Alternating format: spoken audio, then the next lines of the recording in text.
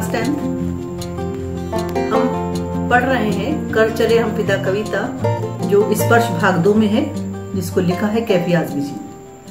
कविता का सारांश व्याख्या पिछले वीडियो में मैंने आपको समझाई थी। इस वीडियो में मैं आपको कविता के प्रश्नोत्तर बताने जा रही हूँ, जो आपकी पाठ्य पुस्तक के बैक साइड में दिए हैं। वो प्रश्न मैं पढ़ती हूँ और आप पाठ्य पुस्तक में उस प्रश्न को देखिए। पहला प्रश्न इस प्रकार से है, क्या इस गीत की कोई ऐतिहासिक पृष्ठभूमि है? तो ये फिल्म हकीकत के लिए लिखा गया गीत है, जो 1962 यानी कि 1962 की लड़ाई जो भारत और चीन के साथ हुई थी, उसके ऊपर फिल्माई गई फिल्म में था। इस गीत में एक सैनिक की आत्मकथा है कि किस प्रकार से वो देश के लिए बलिदान हो जाता है और जाते जाते अपने साथियों को एक प्रेरणा भी दे जाता है कि वो भी अपने देश पर अपने आप को कुर्बान कर दें, या वो भी अपने देश के लिए न्यौछावर हो जाएं, या वो भी अपने देश पर अगर कोई समस्या आए तो उसके लिए सदा तैयार रहें। प्रश्न नंबर 2, सर हिमालय का हमने न झुकने दिया, इस पंक्ति में हिमालय किस बात का प्रतीक है?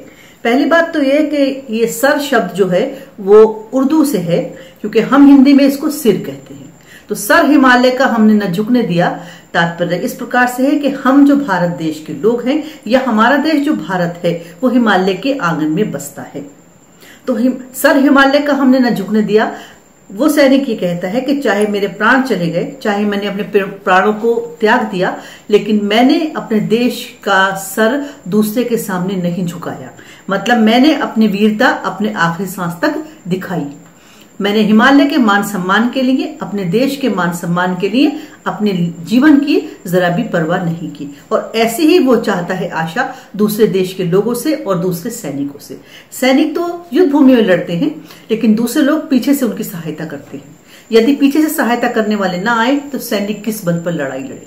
किसान खेत में अन्न उगाते हैं, रसद पहुंचाने वाले रसद पहुंचाते हैं, और जो सीमाएं हैं उस पर सैनिक हमारी रक्षा सुरक्षा करते हैं।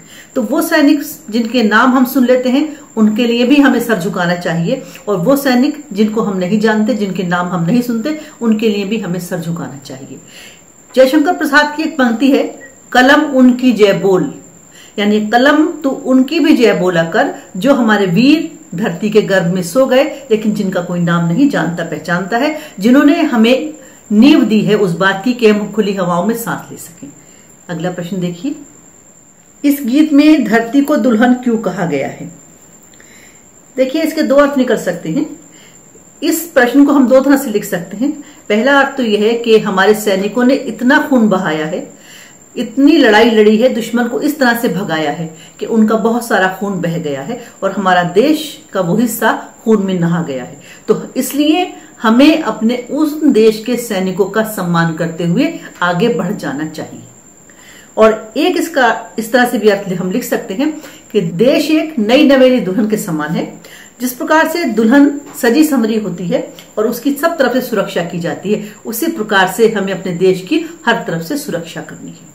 सामाजिक सुरक्षा, राजनीतिक सुरक्षा और जितनी तरह की सुरक्षा हो सकती है, वो सब सुरक्षा हमें करनी है, क्योंकि देश की आजादी के साथ साथ हमें आजादी का मोती मिला था। हमें उसके साथ साथ राजनीतिक आजादी चाहिए, हमें सामाजिक आजादी चाहिए, हमें आर्थिक आजादी चाहिए, हमें बहुत सारी आजादी रूपी मोती पाने थे। जबकि ये कविता है, जबकि ये पिक्चर है 1962, यानी कि आज से बहुत साल पहले की बात हम करते हैं इसमें। अब हम बहुत सारी चीजें पा गए हैं, लेकिन उस समय बहुत सारी चीजें पाने की हमें जरूरत थी। प्रश्न नंबर नेक्स्ट, गीत में ऐसी क्या खास बात होती है वो जीवन भर याद रह जाते हैं? देखिए, गीत की सबसे बड़ी बात यह है कि उसमें लय, यति, गति होती है, और जिस चीज में लय, यति, गति होती है वो हमें याद भी जल्दी होती है और बहुत सालों तक याद भी रहती है। किसी फिल्म के गाने को हम एक बार सुन लेते हैं तो फिर कभी कभी किसी गाने को कभी नहीं भूलते, क्योंकि वो पंक्ति जो है वो हमारे मन में लिख जाती है, हमारे दिमाग में छप जाती है। क्योंकि गीत की यही विशेषता है कि उसको सुनने के बाद बहुत जल्दी वो याद भी रहता है और अपनी तरफ अट्रैक्ट भी करता है, और समझने में आसान भी होता है। साइल काट देगा। कवि ने साथियों संबोधन का प्रयोग किसके लिए किया है? अगर हम सीधे तौर पे देखते हैं तो कवि ने साथियों संबोधन अपने वीर सैनिकों के लिए किया है, कि वो तो अब इस दुनिया से जा रहा है, अब उसके जीवन अधिक नहीं बचा है, और उसके बाकी बचे हुए सैनिक जो हैं, उसके साथी जो हैं, वो उसकी लाइन पर आगे चलते हुए, उसकी लीग पर आगे चलते हुए देश के लिए बढ़ें, कुछ करें। लेकिन एक संबोधन और भी है, खाली देश की रक्षा सुरक्षा करना सैनिकों का काम नहीं है, नागरिकों के भी कुछ कर्तव्य बनते हैं। इसलिए वो साथियों का संबोधन देशवासियों के लिए भी कर रहा है कि अगर सैनिक कुछ करते हैं तो देश के लोगों को भी उनको सपोर्ट करना चाहिए, उनका साथ देना चाहिए। देखिए, एक छोटा सा एग्जाम्पल यहां पर लेते हैं। खिलाड़ी मैदान में खेलते हैं, हम उनको खाली देखते हैं, लेकिन देखने वालों की जो तालियां हैं उनके पैरों में बिजलियां लगा देती हैं। जो तालियां हैं वो गिरते को संभाल देती हैं। तो हम सैनिकों के पीछे से सिर्फ सहायता कर सकते हैं, सिर्फ उनके अच्छे कामों के लिए उन्हें प्रेरणा दे सकते हैं, उनकी तारीफ कर सकते हैं। ये तो हम कर ही सकते हैं, यही आशा वो देशवासियों से करते भी हैं। अगला प्रश्न देखिए, कवि ने इस कविता में किस काफिले को आगे बढ़ाते रहने की बात कही है? कवि ने इस कविता में देश पर निछावर हो जाने वाले साथियों के, सैनिकों के काफिले को आगे बढ़ते रहने की प्रेरणा दी है।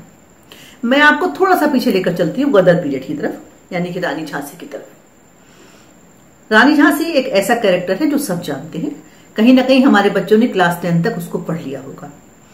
रानी झांसी जो कि आजादी की लड़ाई में सबसे आगे थी और सबसे पहली लड़ाई उन्होंने लड़ी भी थी। उन्होंने एक महिलाओं की सेना गठित की थी जो लाल कुर्ती सेना कहलाती थी। उस लाल कुर्ती सेना जो थी, उसका सारा जो काम था वो रानी के किले के भीतर हुआ करता था। एक बार ऐसा हुआ कि अंग्रेजों का एक गोला आकर रानी के किले के अंदर गिरा, और उसके गिरते ही जितना बारूद बनाने वाली टीम थी वो सब की सब उड़ गई, मतलब सब मर गई। लेकिन उसके कुछ देर तो हाहाकार मचा, लेकिन उसके कुछ पलों के बाद ही, कुछ देर बाद ही दूसरी टीम आके उस काम में लग गई। तो इसी तरह से हमारा जो सैनिक है वो दूसरे लोगों को आगे बढ़ते रहने की प्रेरणा देना चाहता है। अगला प्रश्न, इस कविता का प्रतिवाद अपने शब्दों में लिखिए। ये हमारा प्रश्न जो है 2008 में आया था।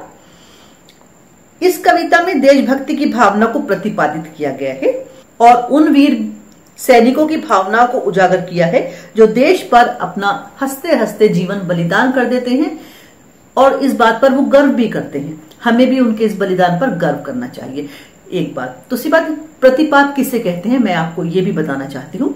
किसी चीज का उद्देश्य क्या है, लक्ष्य क्या है, एम क्या है, क्यों इस चीज की रचना की गई है, ये किसी चीज का प्रतिपाद्य कहलाता है। यानी कि उद्देश्य लक्ष्य ही प्रतिपाद्य है।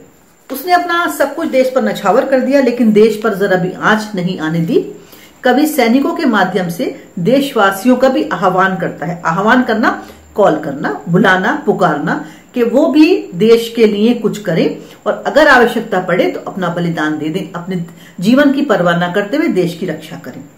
अगर कोई दुश्मन देश की ओर हाथ बढ़ाता है तो हमें उसका हाथ तोड़ देना चाहिए, हमें उसको बिल्कुल भी आगे बढ़ने का अवसर नहीं देना चाहिए।